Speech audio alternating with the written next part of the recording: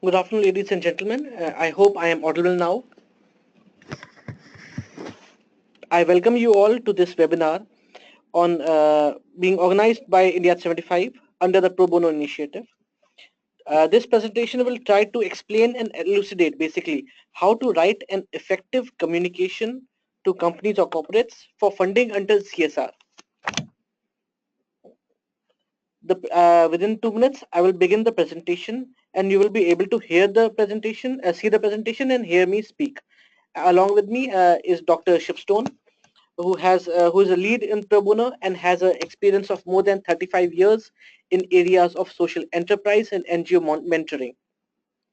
Between the presentation, if you have any questions, or there after the presentation is over, if you have any questions, you can type your questions in the chat box, which is there on right hand side of the window, and thereafter you will be able to we will see the question and respond to you accordingly. So without wasting any time, I will like to begin the presentation just now. The presentation is basically creating professional communication for CSR funding. This communication is aimed for corporates and companies. Basically connect with them, tell them about the proposal and to get the funding.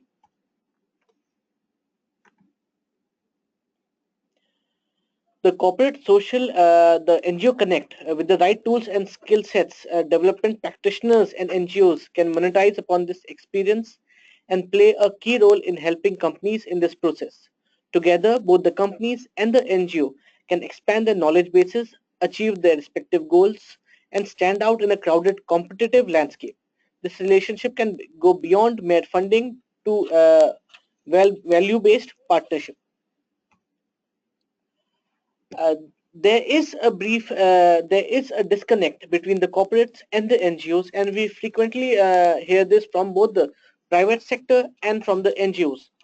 So this mistrust, or basically the skill gap or knowledge gap, can be overcome by effective communication from the NGO side, and thereby they can become more than funders. The private sector can become the partner of NGOs uh, to achieve what they want to at the grassroots level, be it in the area of education, healthcare, or any such sector. Uh, India at 75 volunteering initiative seeks to overcome this divide between the NGOs and the corporates by creating meaningful engagement between corporates and NGOs, which is beyond funding, to partner on social development issues. Beginning the basic presentation, the admissible projects under CSR Act, which are given by the MCA, the Ministry of Corporate Affairs, are activities which are included are eradicating hunger, poverty, and malnutrition.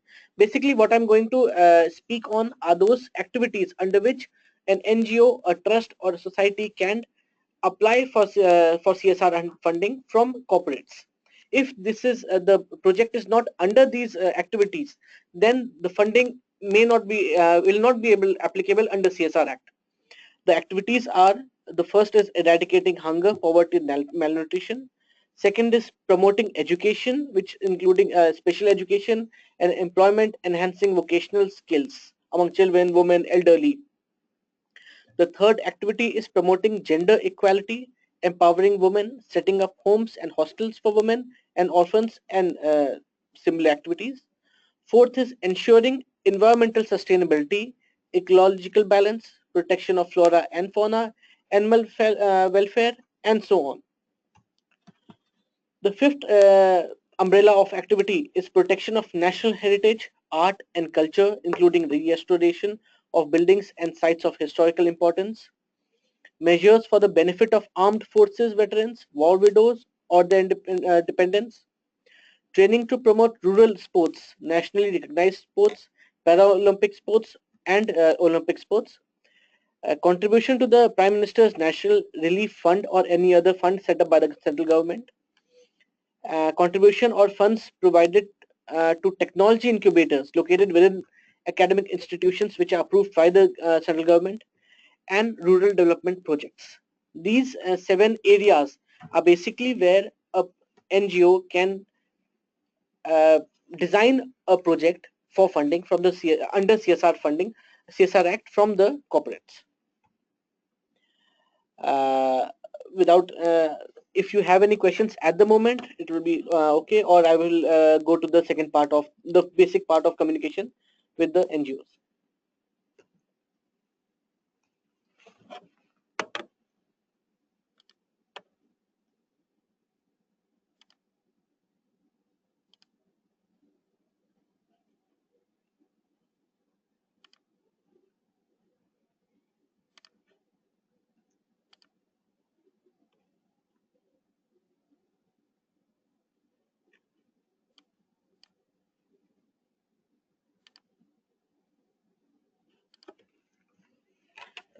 So I'll begin the second part of the presentation, the communication with corporate organizations. I'll invite Dr. Shipstone to speak on this matter. Thank you, Kabir, and good afternoon, everybody. If you cannot hear me, please do let us know on the chat. Otherwise, we'll continue. As you can see on the screen, we are talking about communicating the right way with the various corporate organizations that one would like to interact with the background that what we are trying to do is achieve a partnership of meaning with the corporate rather than just a one-way relationship. So before we go further, we're trying to understand the top statement. Excellent communication is the ability to transmit a message by the sender to a receiver and have that message replicated in the receiver's mind. What we are trying to say here is that whatever message we give out, either in the form of a mail or a letter or even verbal or even on the phone, is the message such that two things happen. Number one, does it stay in the receiver's mind? And secondly, will it create a mind share? Mind share means will it have an influence on his mind uh, uh, in whatever area that we're trying to talk about. So with this background, when we say we want to make a communication, it is critical that the communication maximizes the mind share. Since this is not a business proposal, this is a key that you need to understand, that a corporate's core business is to earn revenue. And the proposal that we are trying to, or a communication that we are trying to make to the corporate, is to support something with funds which is not his core business. Hence, if you are not able to gain his mind share, it will not really influence him in a positive way.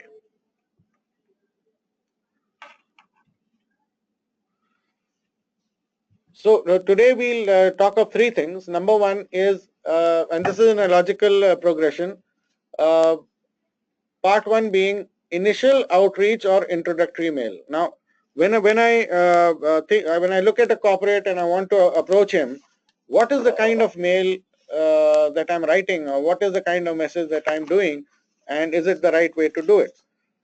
Part B being creating and presenting an executive brief. An executive brief essentially is a 2 or 3 page document which actually is a summary of your actual proposal.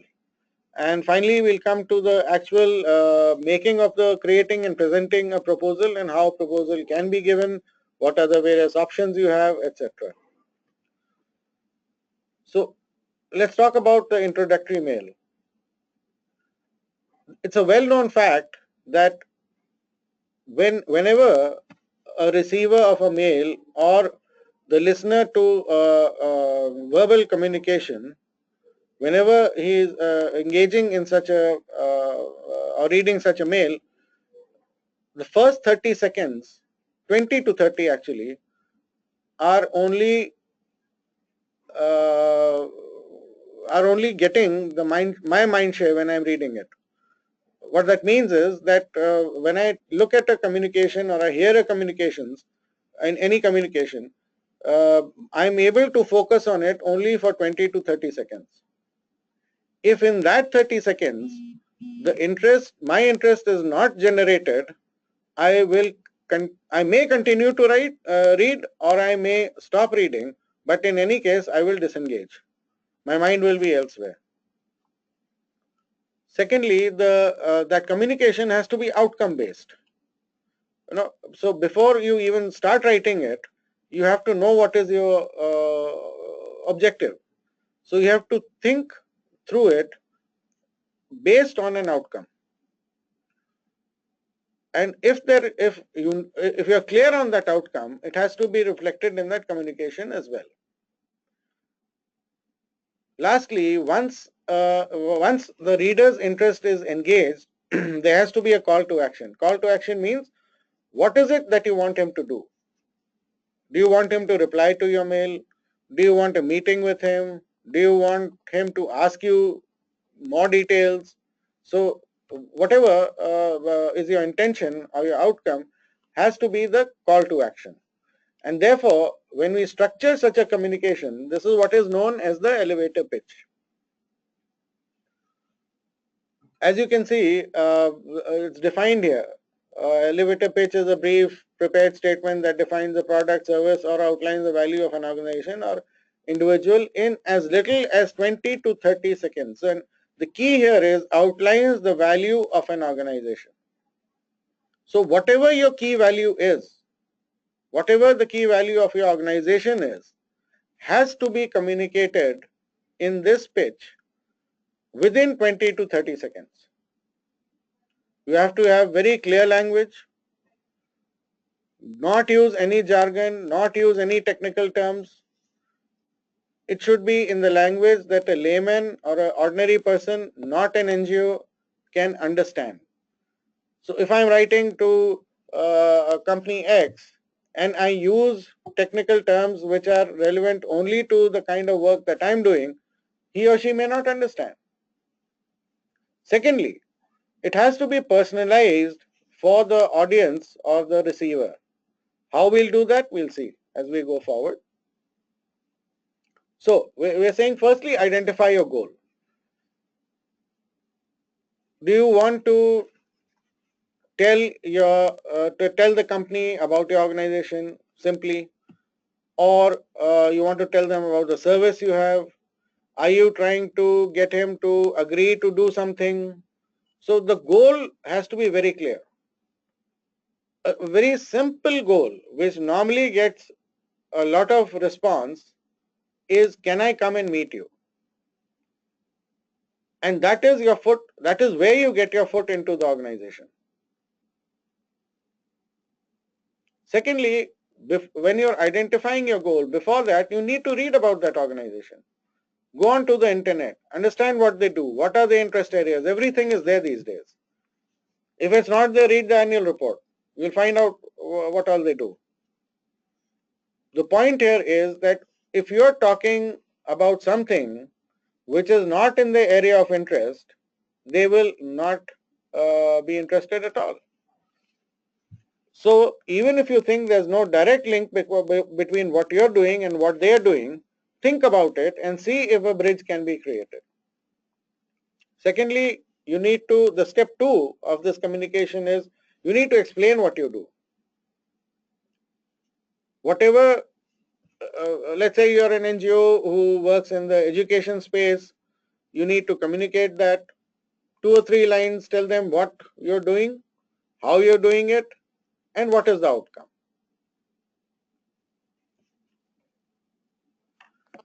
And then, very critical, what is your unique selling proposition? Don't be misled by the term selling. Selling does not pertain to business only. Selling also pertains to convincing the other person of your idea. So if you're working in the education space, there are like 1,000 other people who are working in that space as well. What is it that you're doing is unique and different from what they are doing? This must come through in your pitch.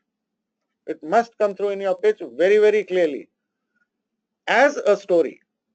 And we'll see that as we go. We'll cover an example as we go forward.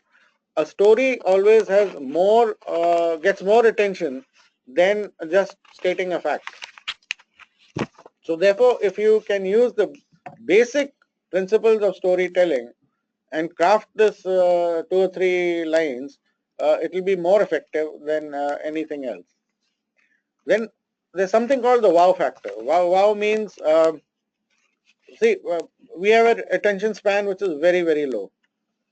And if in that span, I don't create something in the person's mind which is, wow, this is great, you know, uh, that's an ideal situation to be in. All of this should not occupy more than 2 to 3 lines, and that's the maximum. Fifthly, what is the call to action? What is it that you want your listener or your reader to do? You have to, as I said, maybe you want a meeting, or you want him to ask for more details. Whatever it is, that call to action has to be very clearly. I've seen so many communications who tell a good story, but at the end of it, I'm confused. Okay, fine. Now, what is it that you want me to do? And lastly, when you sum up, put your whatever you've written, put it together and read it. Initially, uh, to be a master at creating elevator pitch does take time. So my advice to you would be, read it out to yourself aloud and time it. Time it till you bring it down to 20 to 30 seconds. Beyond that, you'll definitely lose the other person's interest. Whatever is not relevant, please cut it out. It has to be so compelling, and the compulsion will come if it is short. This is an example of an elevator pitch. I will leave you to go through it.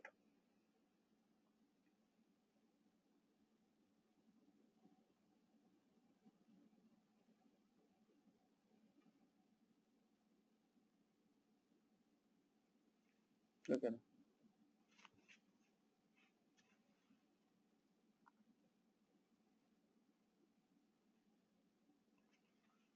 One, two, three. As you can see, the call to action is in para number 3. Very clearly saying, we want to meet you. We want to talk to you about what in more detail, and we would like to work with your organization who can help us in this cause. What is that cause? You've already talked about in para 1. See, para 1 talks about what you've done, shows your USP, makes it very clear that what you're doing with them is independent of grants and donations.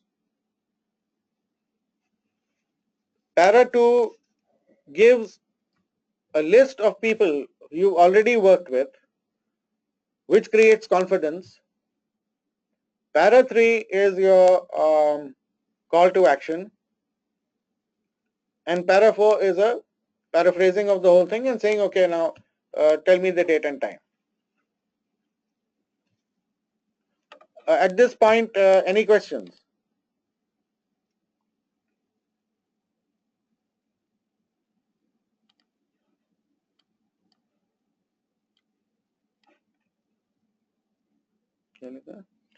Mr.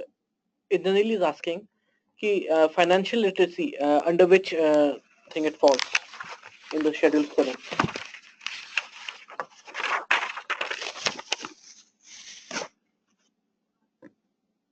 It can fall under this, under this. Uh, it can fall under promoting education and also promoting education. promoting education. Point 2. And 3. 3 also it can fall. Yeah. So it does fall under the CSR bracket.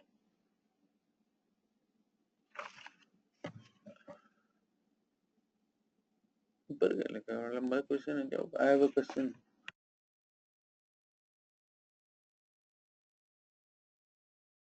I have a question about the notion that NGOs only look for funding from corporates. I have a different view. Any needy person, when contacted, would expect immediate helping hand. Same thing with NGOs. The corporates have to get more insight about not only NGOs but also the issues on the field.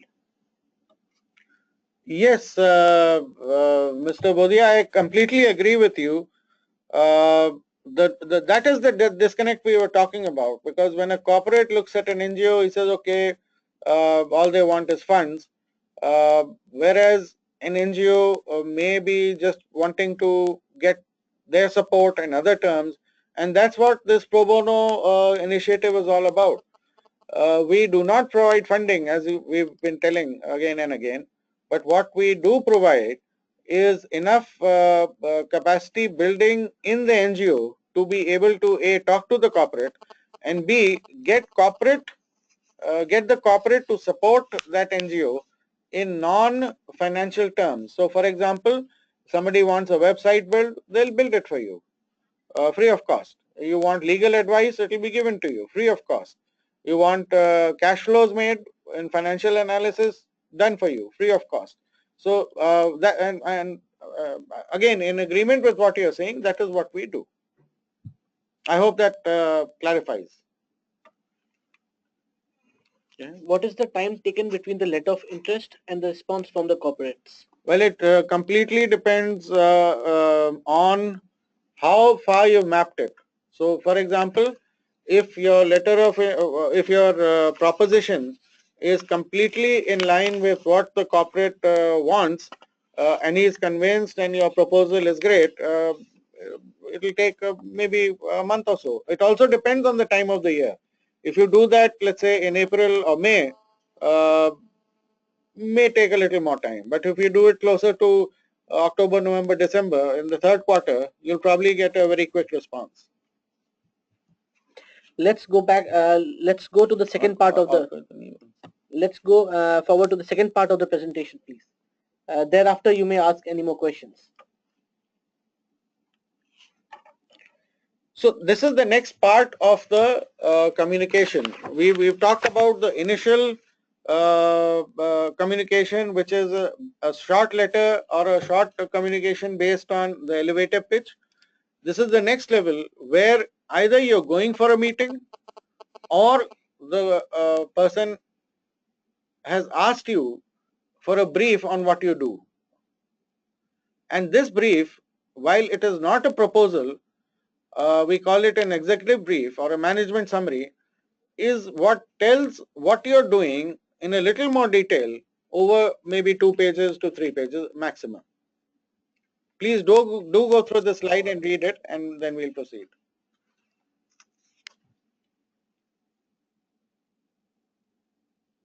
So the key here is the second last line, which says an abstract is a brief summarizing statement read by parties who are trying to decide whether or not to read the main document. Now you need to understand, the first communication was also a little letter or a little communication where, based on which the reader would decide whether he wants to talk to you further. And based on his decision, you've come to this point where now you're giving him a little more detail. Again, for him to be able to take a decision whether he actually wants a proposal from you or not. So again, let me stress, this is an executive summary. It is not an abstract. Most NGOs would be used to the term abstract. This is not an abstract. It's a miniature proposal which gives all the information and which can be covered in maybe 10 minutes or maybe 5 minutes.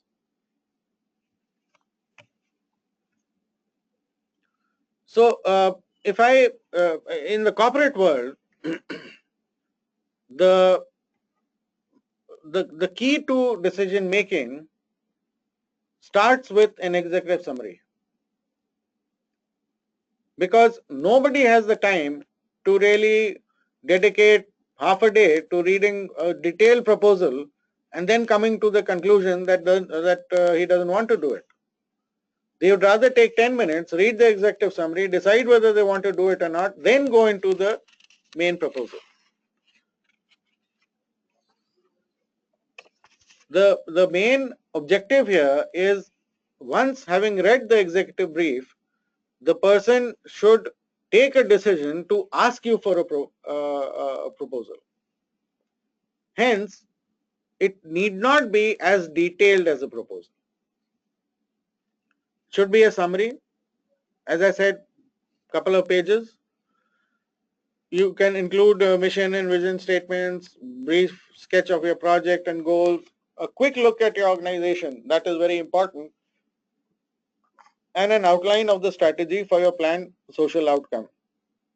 You must talk about two things which are very crucial, and for those, I think we have sent you a template of this. I think it's called the IKEA document.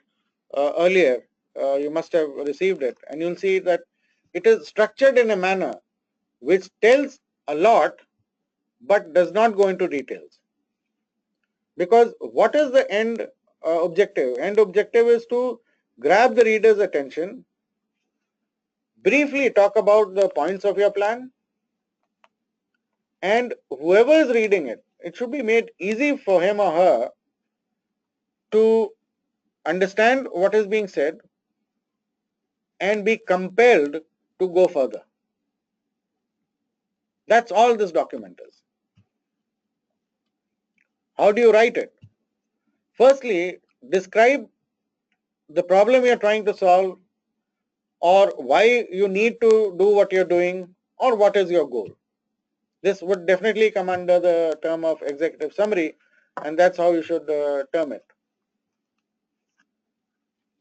Some people, so we've given examples of the right way to do it and the wrong way to do it. If you start off by saying this document describes the XYZ solution in detail, here's a summary of its contents, that's the wrong way. The right way would be, and this is a real life statement relevant to India, we are experiencing a 10 million kg shortfall in grain this year due to drought, and hence so many million farmers will be affected. This is the problem statement, and this is what I'm trying to solve. Now, when I make this statement initially, people do get attracted. Compare this statement to the statement which is given in the wrong way. Isn't this more interesting? Isn't this more attractive? We'll go to step 2. You have to describe what is the desired outcome at this point. Again, 1 or 2 sentences, brief, do not use technical terms, talk about if the problem is solved, what will happen. So if I can solve the farmer's problem, so many million farmers won't go hungry. Or if you achieve your goal, what will be the outcome? Again, you do not need to provide any details, but one-liners. Again, we have given you the right and wrong situation. So the wrong way is, in chapter 1, we describe the multiple standard compliant analog plus something. Right way being, and this is again with relevance to the earlier statement, according to our estimates, reducing or eliminating middlemen, this is your solution. You're saying the problem exists, drought is there, agriculture will be hit, crop will be hit, and that's nothing you can do about because it's nature. But what is it that you can do? Where I was producing 100 kg, today I'm producing, let's say, 10 kgs or 20 kgs or maybe 50 kgs. But through the middleman, I was selling that 100 kg at rupees 2 per kg, and if I eliminate the middleman, I can sell my 50 kgs at rupees 5 per kg, I still make more money. Hence, you can see, the potential is there to increase profitability as much as 20%, but at least the farmer is saved.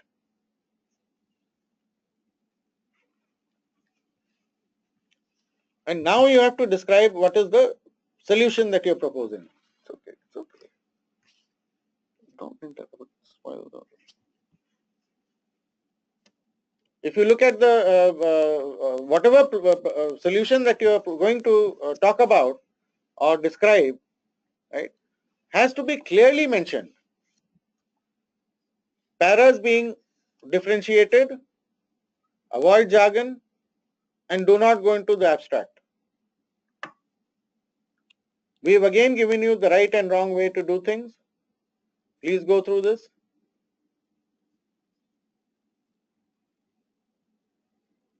Under the right way, we've talked about application, software application, which can connect the farmer direct to the consumer. And we talked about the pilot, we've talked about the day-to-day operation.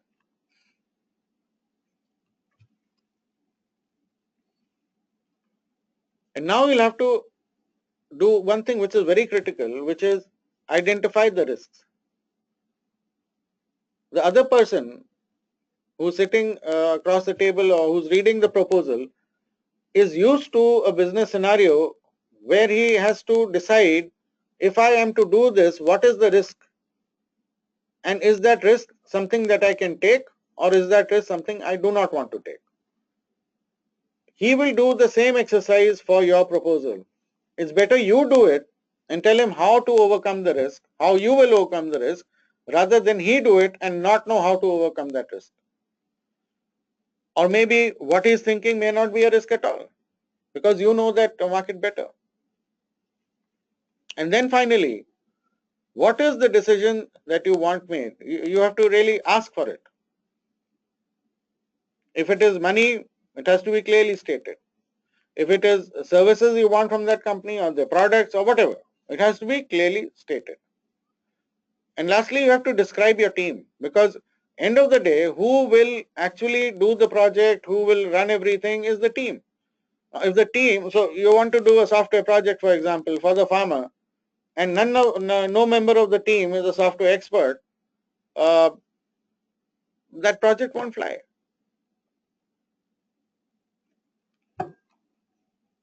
Any questions at this stage?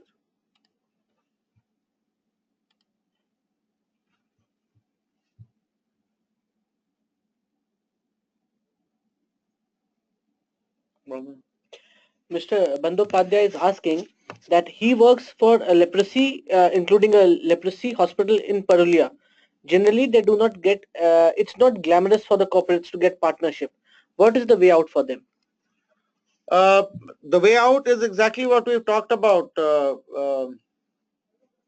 because see, I agree, leprosy is actually such an old issue India has been, the world has been facing, in fact, that people have more or less, it's lost its charm. The charm of solving that problem is more or less gone. So you need to recreate the importance of looking after these people, the importance of treating these people, and that importance needs to get communicated to the corporate, whoever you're talking to, so that they also understand the criticality. You need to recreate their interest, regenerate the interest, and then only will they actually, it may be a very good idea to actually invite them to your hospital and let them see for themselves what you're doing. In fact, that would be my recommendation to you. You should start with that.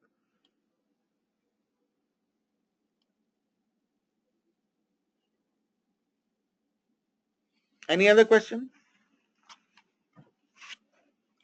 Then we'll go back to the third part of the presentation, please.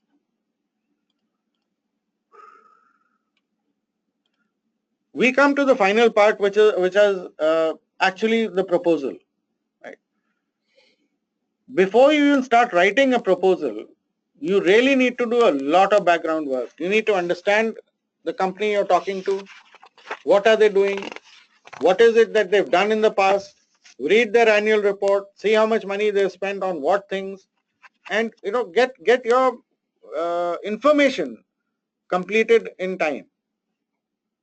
Whether you are doing any kind of submission, whether it's a LOI, pre-proposal, application, or full proposal, you need to have this information completely with you.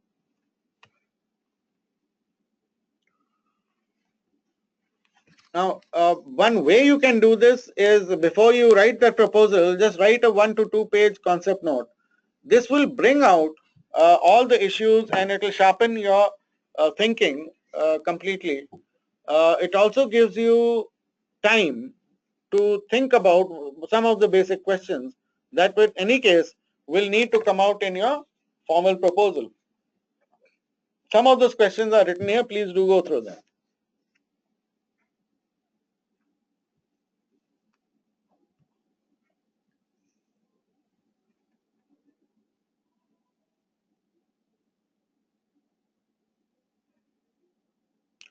Points 3 and 4 are very important. You must really focus on that.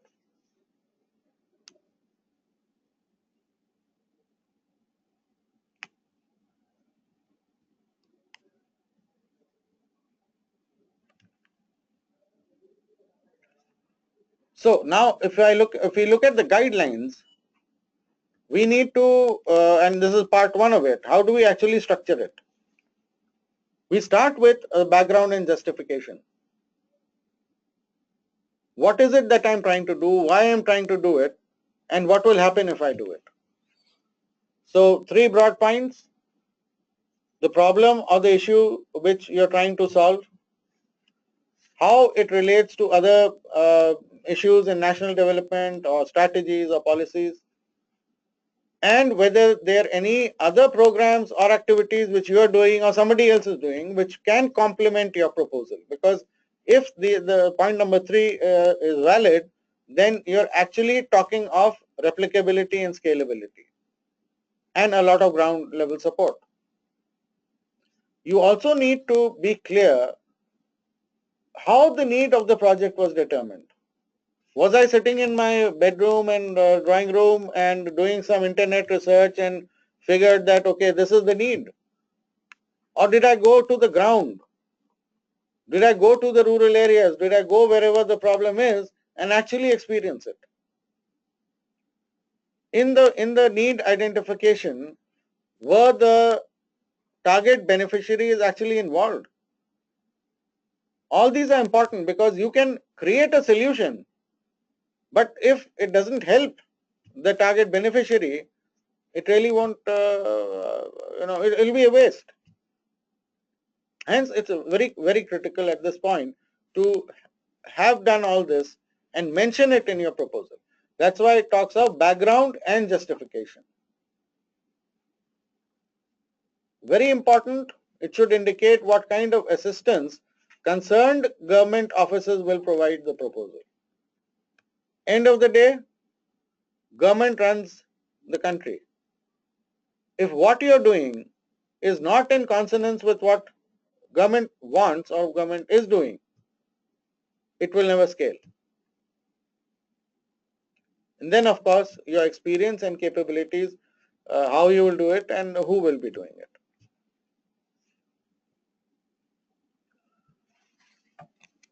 Part 2 of it comes under development objective and immediate objective.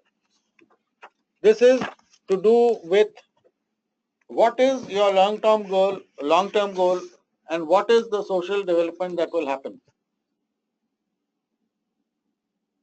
Immediate objective means what are the current milestones I have to achieve to be able to achieve my overall objective, which is development. Please do go through the slide.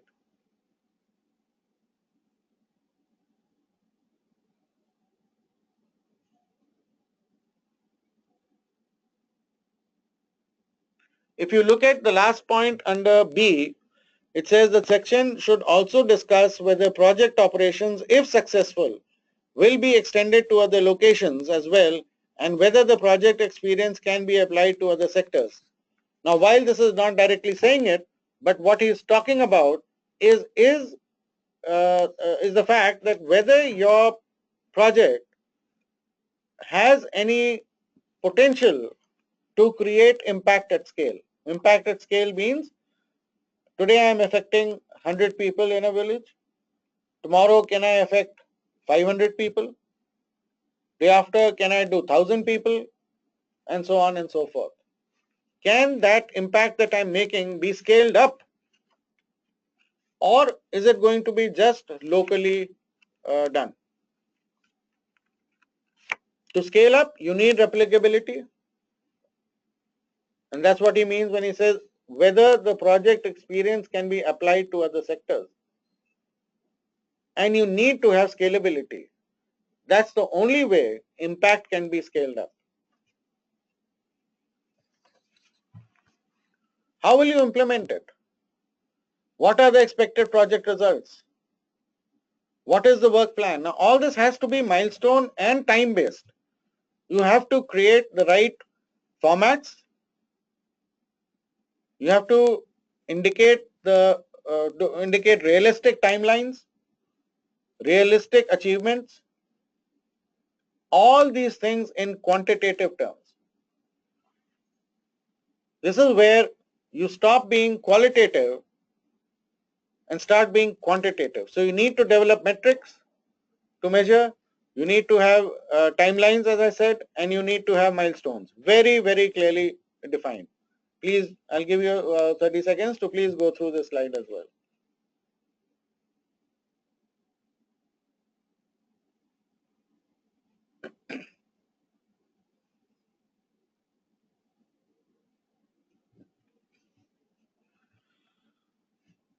Here we talk about the beneficiaries as well as institutionalization of this project. You have to describe the beneficiaries. You have to talk about what are the benefits that can be expected. Some benefits can also be indirect. So for example, you want to teach 100 children who cannot afford education.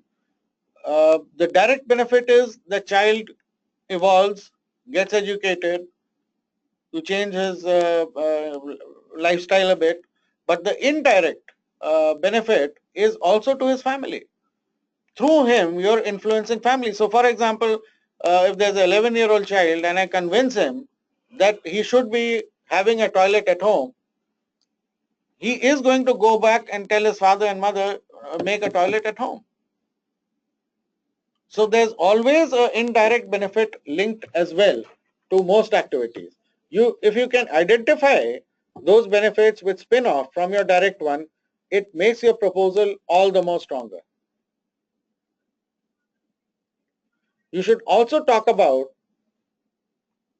and we talked about this earlier, that those beneficiaries were involved in that project design. Earlier we said those intended beneficiaries should have been involved in the need identification. Now we are saying they should be involved in the project design as well. And once you're executing, what is their role?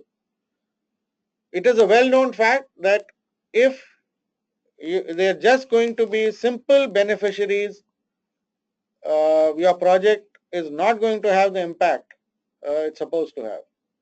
They must be given a role in that implementation so that they have the feeling of ownership. Coming to point number D, you need to talk about the location, why you chose that location, who are the people responsible for the management of the project operations, what are their roles, etc., etc. How will you ensure collaboration between the various different people? That is another piece most NGOs and most people actually miss out, but which is very critical that they should be covering as well. I'll give you another 20 seconds to please go through the slide.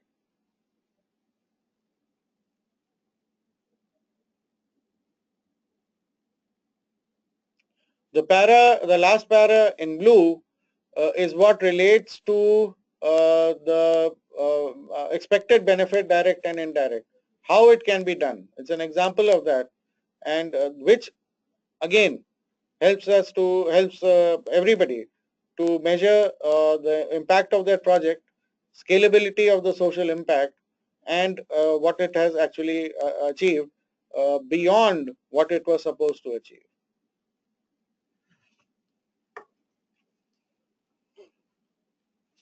And then comes this, again a very important thing to the corporate, because while they may fund you, they would like to know what happened. And they would like to know in time. It's not that if the project is 6 months, they'll come back after 6 months and say, okay, what happened? They'd like to know every month what happened, maybe every fortnight.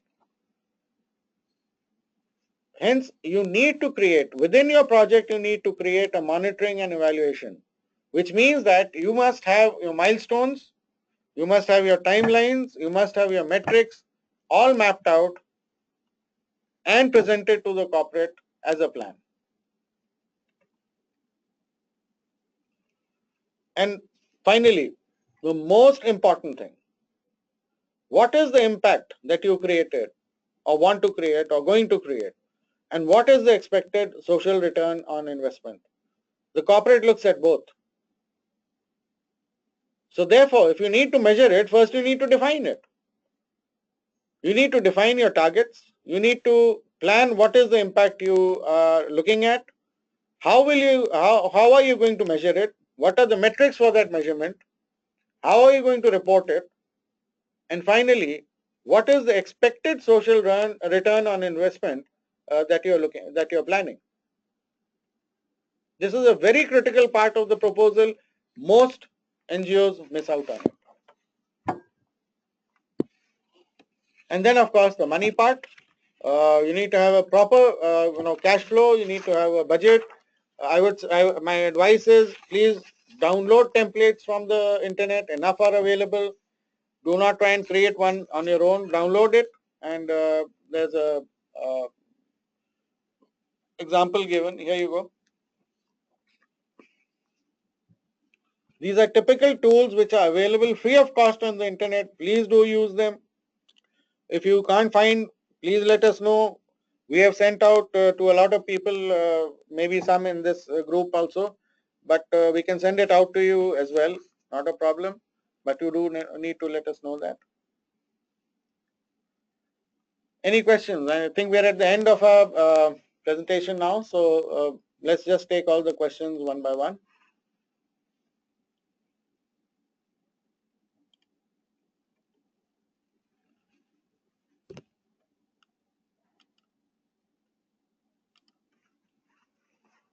Do we?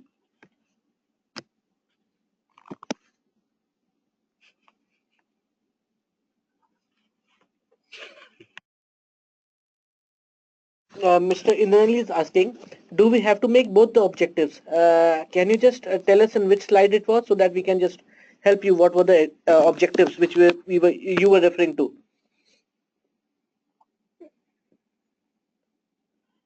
You also, Mr. Indranil Karmakar is also asking, do we mandatorily prepare the logical framework, or it should be submitted upon requirement?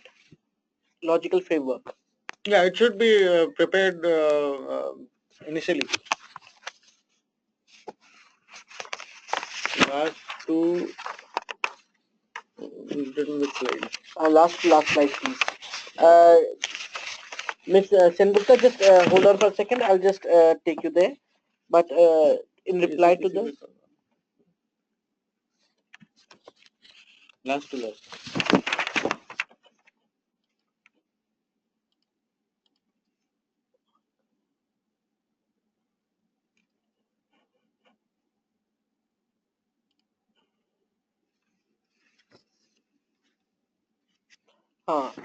Mr. Karmakar is asking, in proposal guidelines, development in objective and immediate objective. Go to that slide. Do we have to make both the objectives? Yeah. Yes, Indranil, you have to do both, because see, it's like this. The development objective is like your, mission statement, and the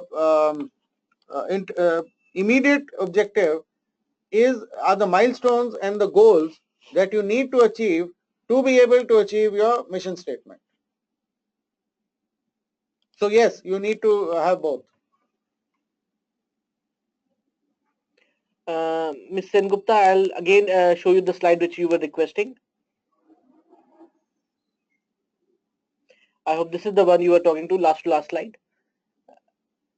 Yes, we will be. We can also share the PPT with you all. We will also be. We will be uploading the recording of this webinar on YouTube, and we will be sending it to all the people who are attending this webinar. We will be sending you the link, and you can watch it.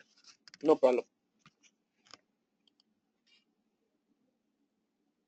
Okay, we can do this. Any questions regarding this, the webinar? We will be having more series like this. Next time we'll be inviting people from the corporate world so that you can hear them yourselves. You could ask them questions on this session itself, but the next session will be on another topic. We will circulate the topic based on the feedback that we get on what is important right now that we should do. So we will be maybe towards the third week of June is when we will do the next webinar. So please do keep in touch, and we will let you know about everything. Mr. Budhya is asking, please provide the name of resource person and the contact details. What type of resource person are you talking about? If ours, you can just it's in the last slide. I'll just take you on the slide. You can take our email IDs and you can write to us.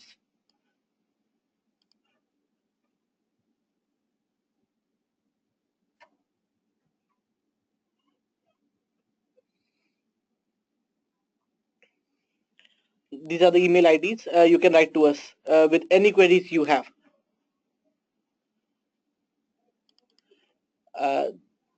The session was chaired by Dr. Shipstone, who is the lead on pro bono in the India 75 department here. As I said earlier, he has more than 35 years of experience in social enterprise. So you can write to him directly. So if the questions are over and it's 4:30 now, should we close the webinar? And I thank each one of you. We would request you to participate in the next one as well. Call your friends, invite everybody. I mean, whoever you think needs these inputs, please do tell them, let them know. And thank you all very much for attending. Thank you so much. Bye.